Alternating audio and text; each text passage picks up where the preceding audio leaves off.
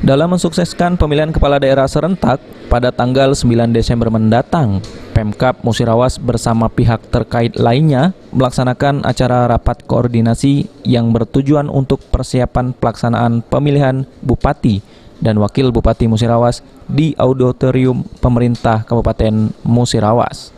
Bupati Musirawas Ahmad Rizali mengatakan pemilihan kepala daerah atau pilkada saat ini berbeda dengan pilkada sebelumnya karena dalam melaksanakan pilkada di tahun ini berada di suasana pandemi COVID-19.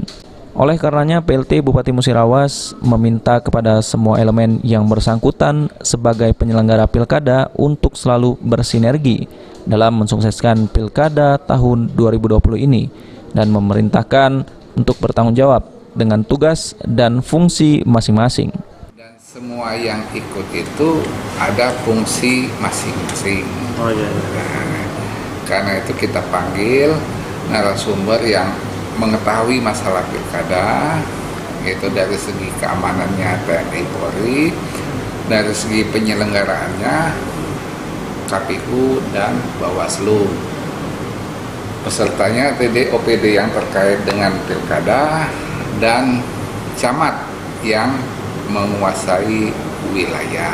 Jadi dengan adanya rakor ini diharapkan ada kesepahaman dan sinergitas apa yang akan dilakukan dalam beberapa waktu ke depan ini yang agak mulai krusial ya, agar semuanya.